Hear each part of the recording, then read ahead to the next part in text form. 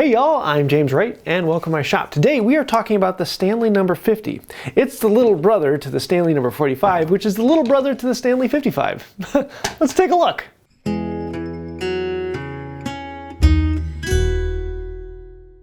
So, quick reference. What exactly is the Stanley 50? Basically, it is a chopped down plow plane combination plane, but it has the bare essentials needed to be a plow plane. The Stanley 45, on the other hand, has everything that the 50 has, but it has a few other bells and whistles and other things. I'll talk about some of the differences. And then you can bump up to the Stanley 55, which has everything the 45 has, but has a lot of other bells and whistles. And so this is like the granddaddy. There's a reason that the 55 is called the king of hand planes. So if this is the king, this is the queen, I guess we've got the jester? Now there's a lot of Stanley tools that I don't talk about, but one of the reasons why I bring this up is you can actually pick one of these up for a relatively low price, at least in comparison to the others. For the Stanley 55 with just the base model and nothing on it, you're looking at like 120 bucks or more. You get everything in it and you might get up around $500. The 45, you can usually find those for around 50 bucks with just the bare essentials on one cutter. You get everything in it and you're looking like 100, 125. Whereas the 50, you can sometimes pick these up for 30, 40 bucks, and one with everything in it is usually around $60 or $70. So comparatively, they are a good bit less expensive. But there are things that the Stanley 50 can't do that the others can. Let's take a look at those. Now for this segment, I'm not going to be looking at the Stanley 55 because there's a lot that this can do, and I have a lot of videos on the 45 and the 55 that go back and forth on what these can do. I want to actually just compare the 45 to the 50 because these two are very, very similar. Just there aren't quite as many bells and whistles on the 55 as there are on the 45. Number one, the big obvious thing, the 45 is a lot bigger. It is heavier. It is bulkier. The 50 is rather light. The elephant in the room, the 45 comes with a knob on the front. Yes, that makes it more comfortable, right? Oh, not really. I actually tend to hold mine down here. I rarely hold the knob while planing. I will hold the spar and rod, which would work the exact same in this. So honestly, that's not a big deal for me, but for some people like that knob. You'll see on the 45 that there are two different holes that the fence can go in. And that way you can put the fence lower and use it for doing rabbits. That's actually really nice. I use that quite a bit, but on this one, there's just the one hole. But that being said, the 50 has a little ingenious thing. It's got this little step in the fence, and that allows the fence to actually go underneath. So it does the exact same thing the 45 does, it just does it with one hole rather than having two. So it's more efficient and a little lighter weight. Well, that's kind of cool. The 45 actually only has one hole for a depth stop, and mine is actually missing that. And honestly, you don't use it that much. Whereas with the 45 and 55, there's a depth stop on this side with the fine adjuster, making it a little easier to adjust that. But it also has a second hole over here for another depth stop. I've never used that one, though having the fine adjustment here is kind of nice, though it's not necessary at all. So honestly, having that is not a huge benefit. The 45 has this fine adjuster on the depth of the cutter, and that makes this very easy for being able to adjust how deep you want the cut to go. On the 50, as no such luck. If you want to pound it in more, you pound it in with a mallet, or you can back it out. But yeah, it's a little bit more old school, but it works. It's very functional. The 55 has another slot back here with another screw, and this screw back here is for a slitting cutter. It's actually a small knife that sticks down and can cut through thin stock. I've never ever used that. Really, it's not necessary. On the 45, the rods actually slide through the body, so if I wanted to, I could take the fence off and I could put the fence on the other side so it can be used left or right-handed.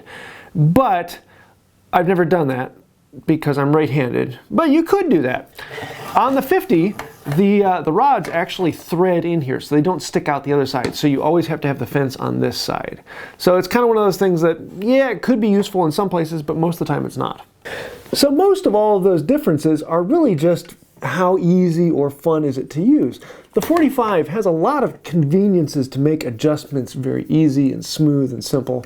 The 50 is really just a stripped down version. It holds an iron, it's got two skates, it's got a fence, that's it. It's a very, very simple tool, making adjustments a little bit more fiddly, but honestly, not that much. So for money-wise, this might be the better idea for some people.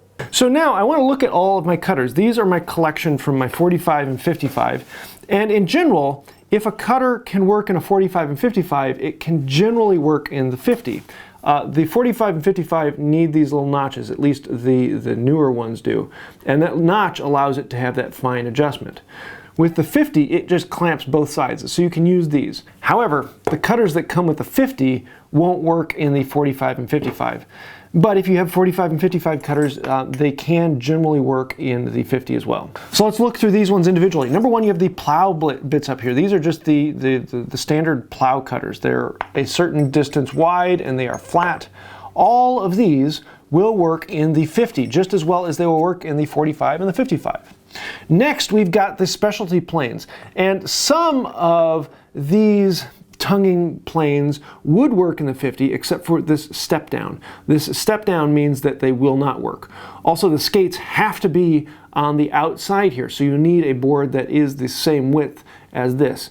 So if you find a cutter that doesn't have this step down and is exactly the width of the board you want, then technically you could use it, but the tonguing iron and the window sash iron, you really can't use those in the 50. Then we come up to the beading irons, these ones up here. These are where the 50 really shines. With all of these beading irons, you can use all of these in the 50, and they work phenomenally. So the plow cutters and the beading cutters, that is where the 50 really shines. That then leads us all the way over onto this end to the rounds. And technically you could set up a 45 to work with this, but a 50 is where these really come out, and yeah, they just don't work very well with a 45. With a 50, they would not work. There's no way you could get this to work with a 50. Then we come on to the hollows. Technically, you could get these to work in the 45. They're designed for the 55, but they will not work in the Stanley 50. And then you've got all of these specialties up here that are designed for the 55, and maybe if you set up the 45 just right, you could get these to work.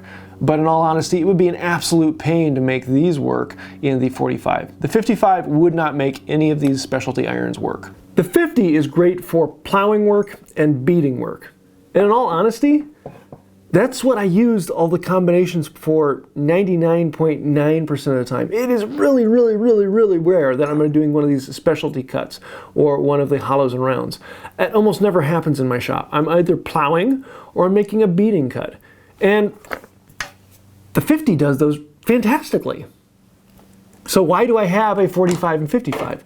Well, honestly, I have a YouTube channel where I show off hand tools, so I kind of have to have them, but do I need them? No. And so you're probably going to see me using the 50 a lot more now that I have one, because in all honesty, it does it really well. It's lighter, it's simple, it's easy, and it's relatively affordable. Now, most of the time for a bare bones 45, there's only about $10 to $15 difference between a 50 and a 45.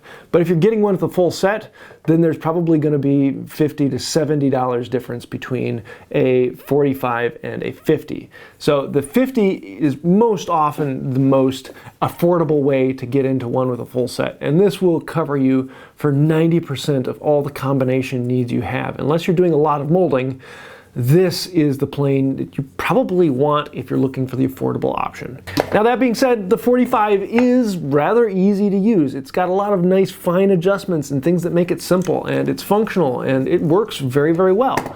It just makes it's a little bit different in how it works, and it's a little more expensive. And then we move on to the 55. Does anyone really need a 55? No.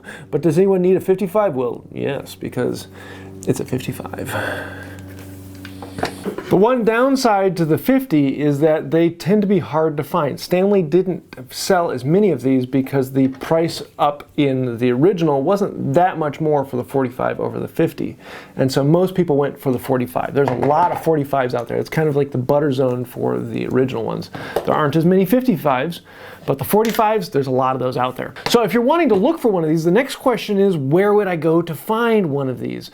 And if you are looking for one locally, you probably are going to be out of luck. These are not very common. If you're looking for one on eBay, you're going to be paying a much higher price because on eBay, everything costs more on eBay.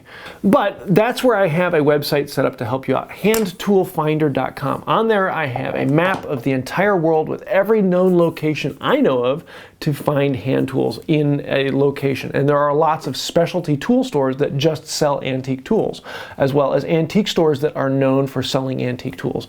And lots of other sites like that and any other tool meets that I know of end up on that map. Underneath that, then, I have a list of online sellers that are trusted. And these are people who just sell antique tools. That's what they do. It's not eBay. These are just antique sellers that are selling antique tools. They are known, they are trusted, and if there's a problem with the tool, they will tell you. They are very good, reputable people. So take a look at that. And then if you want to go a step farther, underneath that, I have a list of all the collecting organizations. And those are some of the best ideas for finding things around you. You find a local collecting group, and with that, then you can find other people who either have something that they're willing to sell, or they might know something. Having those contacts are phenomenal. And there's other online groups, such as the Can I Have It group, that do regular auctions. I've been getting a lot of tools from them recently as well. So take a look at handtoolfinder.com and you might be surprised what you can find. So I think that will do it for the day. The Stanley 50 is a very fun tool to use. It is very simple, it's very lightweight, it's relatively cost effective, and it will do most of the things you want a combination planes to do. So I hope you like that. I'd love to hear your thoughts and ideas. Do you have a Stanley 50? What do you like? What don't you like? Or is there something I forgot to mention that I should have? Let me know that down in the comments below. I'm sure there's quite a few of those, and maybe I'll have to make an update video someday in the future. So if you do have any thoughts, comments, ideas, snide remarks, let me know those down below. Hit the like, comment, share, and subscribe. Those really help out the channel, and thank you for that. On top of that, all of the people scrolling over here on the side, they are patrons on Patreon. I want to say a huge thank you to all the patrons, as well as I want to say a huge thank you to all of the members here on the channel, people who've clicked that join button. We are not sponsored by any company out there. We are completely sponsored by you, the viewer. Thank you for that. That way I can say what I want to say and talk about the things that I want to talk about. If you like that, think about becoming a patron on Patreon. Links to that down below, or click the little join button and become a member here on YouTube. I think that'll do it for now. And until next time, have a wonderful day. I honestly think that Stanley was reincarnated as the Count. Man, there was a tongue twister. The Stanley 50, the 45, and the 55. Why aren't they in order? Why is it the 45, the 50, and then the 55? And I probably mixed those up more than half of the time in this video. Oopsies. Well, that'll go in the reel.